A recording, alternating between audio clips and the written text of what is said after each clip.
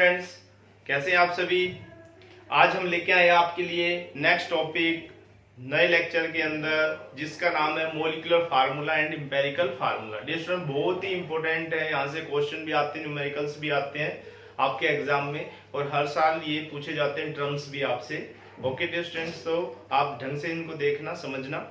Molecular formula dear students क्या होता है? एक केमिकल फार्मूला ही होता है, ठीक है। इसके अंदर क्या होता है, जो एक्चुअल नंबर में जो एटम्स प्रेजेंट होते हैं डिफरेंट एलिमेंट के कंपाउंड के अंदर, उसके बारे में ये बताता है। ओके डियर स्टूडेंट, इसको ट्रू फार्मूला भी बोल सकते हैं। देखें, the chemical formula of a compound which represent the true formula of a compound. जो ट्रू फार्मूला होता है, एक्चुअल में जितने एटम्स होते हैं डिफरेंट एलिमेंट के, उसके बारे में, कंपाउंड के बारे में ये बताता है। एक्चुअल नंबर ऑफ एटम्स के बारे में बताता है। It express the actual number of atoms of different elements which are present in a compound known as molecular formula. For example, बात की जाए मोलिकुलर फार्मूला बेंजीन का क्या होता है डियर स्टूडेंट? C6H6 आप सभी को पता है, 10th में पढ़ के आए हैं आप। मोलिकुलर फार्मूला हाइड्रोजन पेरोक्साइड का क्या होता है? H2O2। इसी प्रकार ग्लूकोज का क्या होता है डियर स्टूडेंट? C6H12O6। अब बात कर लेते हैं इंपेरिकल फार्मूले की। इंपेरिकल फार्मूले में जो एटम्स होते हैं डिफरेंट एलिमेंट के, उसके एक्चुअल नंबर ऑफ एटम्स के बारे में ना बता के उनके होल नंबर रेशियो के बारे में बताता है।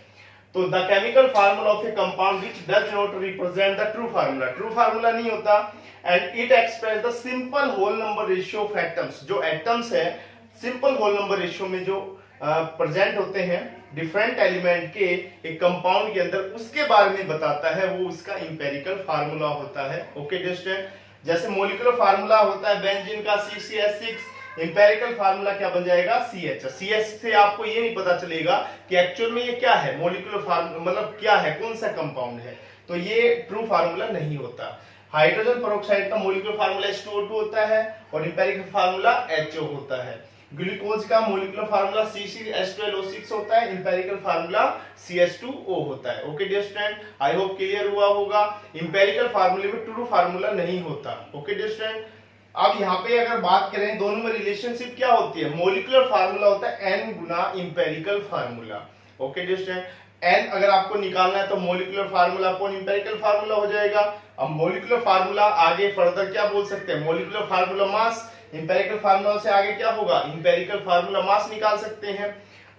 n यहाँ पे इंटीजर होता है, n की वैल्यू 1 2 3 so on कितनी भी ले सकते हैं। फॉर एग्जांपल, अगर आपसे पूछ लिया जाए कि आपको n निकालना है, मॉलिक्यूलर फार्मूला भी पता है, इंपेरिकल फार्मूला भी आपको पता है, तो डियर स्टूडेंट n आपको निकालना है। मॉलिक्यूलर फार्मूला जैसे बेंजीन है C6H12O6, इंपेरिकल फार्मूला भी पता है आपको क्या होता है, CH2O। n निकालना है आपको, तो n निकालेंगे तो क्या होगा डियर स्टूडेंट, यहाँ पे देखें आप 180 इसका इंपेरिकल मॉलिक्यूलर फार्मूला मास हो जाएगा। इंपेरिकल फार्मूला मास क्या हो जाएगा 30, तो यहाँ पे n की वैल्यू क्या आ जाएगी 6। तो यहाँ से आपने प्रूव कर दिया। जैसे मॉलिक्यूलर फार्मूला क्या है C6H12O6, और यहाँ पे n की जगह 6 मल्टीप्लाई करें CH2O में, तो यहाँ से क्या बन जाएगा C6H12O6। आपका क्या बन गया, n की वैल्यू यहां से आपको पता चल गया, आपने प्रूव कर दिया कि n की वैल्यू यहां से क्या आएगी 6 आएगी। Okay dear student, empirical formula 6 multiply कर देंगे तो मॉलिक्यूलर फार्मूला जाएगा यहां से। ओके डियर स्टूडेंट, अब इस टाइप के इससे रिलेटेड कुछ क्वेश्चंस हम आपको जो आपको समझ में आए वो क्लियर। देखिए डियर स्टूडेंट, इसके बेस का एक क्वेश्चन करते हैं। एक इनऑर्गेनिक सॉल्ट है जिसके अंदर आपको दिया गया है परसेंटेज कंपोजिशन दिया गया है फ्लोविंग कंपाउंड का, जो एलिमेंट का आपका सोडियम दिया गया है 29.11%, सल्फर दिया गया है 40.51% एंड ऑक्सीजन आपको दिया गया है 30.38%। देन इसका आपको इंपेरिकल फार्मूला निकालना है सॉल्ट का। तो डियर स्टूडेंट, इसमें एक टेबुलेट फॉर्म में आपको याद करना पड़ेगा कि कैसे क्या होता है। मैंने सोल्व करके दिखाया हुआ है, आप देखें इसको। यहाँ पे एलिमेंट लिखेंगे टेबल के अंदर, फिर उसका सिंबल, फिर उसका परसेंटेज, फिर उसका एटॉमिक मास, फिर उसके मोल्स जो परसेंटेज बाय एटॉमिक मास होता है, फिर उसका मोलर रेशियो एंड लास्ट में उसका सिंपल होल नंबर रेशियो या मोलर रेशियो। डियर स्टूडेंट, जैसे एलिमेंट 3 दिए गए हैं, तो फर्स्ट है सोडियम, सोडियम का सिंबल Na होगा, परसेंटेज आपको दे रखा है 29.11, एटॉमिक मास 23 आपको याद होना चाहिए। अब इसमें बात की जाए, इसके मोल्स निकालने, तो परसेंटेज क्या है 29.11 और एटॉमिक मास क्या है 23, तो ये 29.11 by 23 आ जाएगा, मोल्स आ गए यहाँ से। तो ये कट पिट के आपका लगभग आ जाएगा 1.266 के समथिंग। ओके डियर स्टूडेंट, फिर इसमें बात करते हैं आगे, सल्फर की बात करते हैं, एस से डिनोट करते हैं। 32 इसका एटॉमिक मास होता है, परसेंटेज आपको गिवन है 40.51%। अब मोल निकालने का वही formula, percentage by atomic mass निकालोगे तो लगभग 1.266 आएगा। इसी प्रकार लास्ट वन दिया हुआ है ऑक्सीजन, ओ से डिनोट किया, परसेंटेज गिवन है 30.38% और आपका एटॉमिक मास आपको पता होना चाहिए 16 होता है। तो मोल्स निकालेंगे तो परसेंटेज बाय एटॉमिक मास आपका 1.898 के समथिंग आ गया। अब डियर स्टूडेंट, मोलर रेशियो निकालने का एक इसमें तरीका ये होता है कि जो सबसे कम संख्या होती है उससे डिवाइड करते हैं सभी संख्याओं को। आप देख पा रहे 1.266, 1.266, 1.896 में सबसे छोटी कौन सी है? 1.266 सेम है। तो इन तीनों से आपको क्या करना है? डिवाइड करना है जितनी भी रकम है आपकी। तो 1.266 को किससे डिवाइड करेंगे? 1.266 से 1 आ गया। इस 1.266 को किससे डिवाइड करेंगे? 1.266 से 1 आ गया। 1.896 को किससे डिवाइड करेंगे? सेम सबसे छोटी 1.266 से, तो कट पिट के लगभग 1.5 के समथिंग आ गया। डियर स्टूडेंट, इसमें जो फ्रैक्शन में कभी भी नहीं आना चाहिए, फ्रैक्शन में आएगा तो उसको आगे आप सोल्व करेंगे तो उसको मिनिमम 2 से आपको मल्टीप्लाई करके उसको होल नंबर में आपको लेके आना है। ओके डियर स्टूडेंट, तो 1.5 आया तो 2 से मल्टीप्लाई करेंगे तो डियर स्टूडेंट 3 आ जाएगा। यहाँ पे 1 को 2 से किया तो 2 आ गया, 1 को 2 से किया तो 2 आ गया। तो इसका इंपेरिकल फार्मूला क्या आएगा डियर स्टूडेंट? तीन ही चीजें हैं, सोडियम, सल्फर और ऑक्सीजन। तो डियर स्टूडेंट, सोडियम के नीचे क्या आया? 2, सल्फर के नीचे भी क्या आया? 2 और ऑक्सीजन के नीचे क्या आ गया? 3। तो आपका इंपेरिकल फार्मूला क्या आ गया? Na2H2O3। आई होप आपका पूरा क्लियर हुआ होगा। बहुत सिंपल क्वेश्चन है, इसके आप करके देखना, सारे आपको अच्छे से समझ में आएंगे। डेफिनेशन समझ में आई होगी आपको। और अगर ये इस टाइप से आपको ये मैंने बता दिया कैसे मोल्स निकालते हैं, कैसे परसेंटेज निकालते हैं, सिंपल होल नंबर रेशियो, सारा कुछ आपको समझ में आ जाएगा। उसके बाद आप सारे क्वेश्चन कर सकते हैं। ओके डियर स्टूडेंट, करते हैं आगे, आप इसको देखें एक बार। देखिए डियर स्टूडेंट, अब हम बात करने वाले हैं सॉल्यूशंस के बारे में। सॉल्यूशन होता क्या है डियर स्टूडेंट? सॉल्यूशन का मतलब होता है घोल। घोल मतलब क्या बनता है? तो डियर स्टूडेंट, मान लो एक सॉल्यूशन जो बनता है, एक होमोजीनियस मिक्सचर को ही सॉल्यूशन बोलते हैं, हेटेरोजीनियस को नहीं बोलते। मान लो एक बीकर लिया, इसके अंदर आपने क्या कर लिया, इसमें हमने वाटर ले लिया और वाटर जो लिया है वो लगभग मैंने 100 ग्राम के समथिंग ले लिया। ओके डियर स्टूडेंट, अब हमने क्या किया, हाथ से हमने क्या किया, इसमें क्रिस्टल डाल दिए, दाने डाल दिए, कुछ दाने डाल दिए, किसके? मान लो शुगर के ले लिए, और वो मैंने ले लिया 20 ग्राम के समथिंग ले लिया। ओके डियर स्टूडेंट, अब आपको पता है कि एक सॉल्यूशन जो बनता है, 9th क्लास में पढ़ के आए आप अच्छे से, कि एक सॉल्यूशन बनता है उसमें 2 कंपोनेंट्स प्रेजेंट होते हैं। 2 कंपोनेंट्स से बनता है कंपोनेंट, 2 कंपोनेंट्स प्रेजेंट होते हैं, जिसमें एक होता है जिसको बोलते हैं सॉल्यूट एंड सेकंड वन को क्या बोलते हैं? सॉल्वेंट। अब डियर स्टूडेंट, सॉल्यूट क्या होता है, सॉल्वेंट क्या होता है? होमोजेनियस मिक्सचर के अंदर बोला जाता है जो ज्यादा क्वांटिटी में पाया जाता है, ज्यादा क्वांटिटी, ज्यादा मात्रा में पाया जाता है एक सॉल्यूशन में, जो एक्ट करेगा किसका? सॉल्वेंट की तरह काम करेगा। और जो कम मात्रा में पाया जाता है सॉल्यूशन में, which is act as a solute, वो किसका काम करेगा? सॉल्यूट का। ओके डियर स्टूडेंट, तो सॉल्यूट क्या होगा? जो पाया जाएगा किसमें? लेसर अमाउंट में, lesser amount in a solution, और जो ग्रेटर अमाउंट में पाया जाएगा, ज्यादा अमाउंट में पाया जाएगा, greater amount in a solution, वो क्या कहलाएगा? आपका सॉल्वेंट कहलाएगा। तो डेफिनेशन क्या हुई डियर स्टूडेंट सॉल्यूशन की? It is the homogeneous mixture of 2 और more than 2 non reactive components. उसे आप क्या बोलेंगे?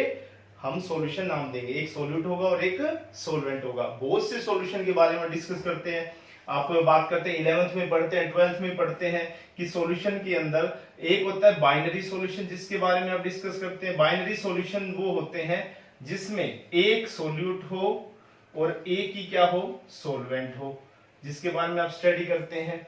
टर्नरी सॉल्यूशन होता है, टर्नरी सॉल्यूशन, जिसके अंदर डियर स्टूडेंट एक सॉल्वेंट हो, सॉल्वेंट एक ही रहेगा, सॉल्यूट कितने भी हो सकते हैं, और 2 क्या हो? सॉल्यूट हो।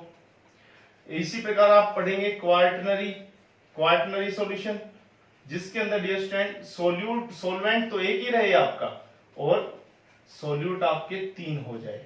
जैसे मान लो आपने पानी के अंदर शुगर मिला दिया तो एक सोल्यूट का काम किया, एक सोलवेंट का काम किया। इसी प्रकार पानी के अंदर शुगर के साथ साथ आपने सोल्ट भी मिला दिया तो ज्यादा अमाउंट में पानी रहेगा, वो दोनों कम अमाउंट में सोल्यूट की तरह एक्ट करेगा। इसी प्रकार आपने पानी के अंदर मट्टी और मिला दी, शुगर और सोल्ट के साथ साथ, तो तीनों एक्ट किए सोल्यूट की तरह और सोलवेंट की तरह पानी एक्ट कर रहा है कम मात्रा में होने की वजह से।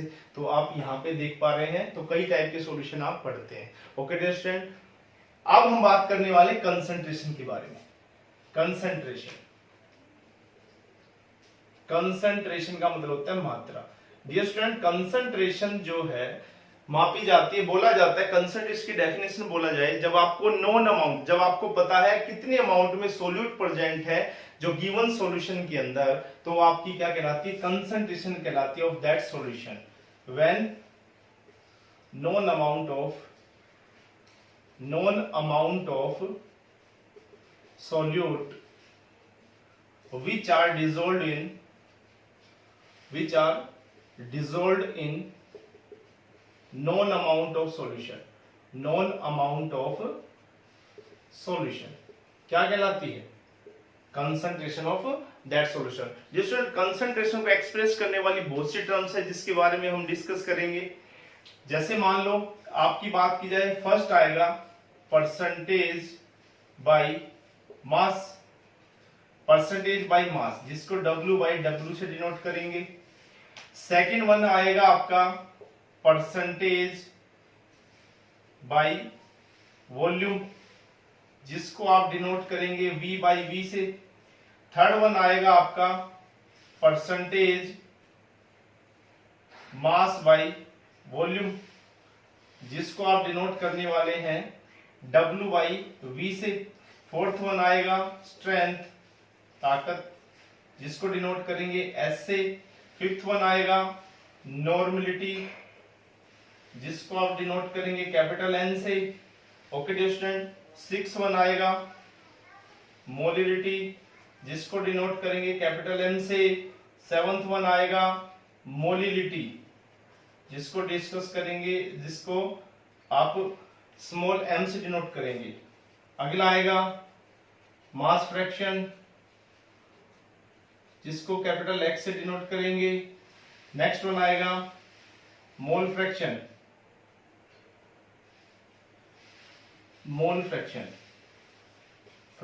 जिसको आप डिनोट करेंगे जाई से या कैपिटल X मान लो। अगला आएगा आपका फॉर्मेलिटी, जिसको डिनोट करेंगे आप कैपिटल S। फॉर्मेलिटी तो घर पे भी यूज करते हैं आप, कई बार कोई गेस्ट आ जाता है तो उसको बाहर से ही पूछ लेते हैं, चाय पानी के अंदर लेके भी नहीं आते, वो फॉर्मेलिटी होती है, कई बार करते हैं फॉर्मेलिटी। तो इसमें फॉर्मेलिटी अलग चीज होती है डियर स्टूडेंट। अब 1 बाय 1 इसको पढ़ने वाले हम।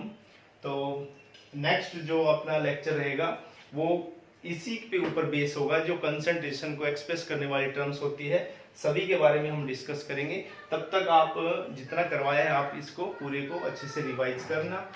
Okay dear student, thank you, मिलते हैं नेक्स्ट लेक्चर में।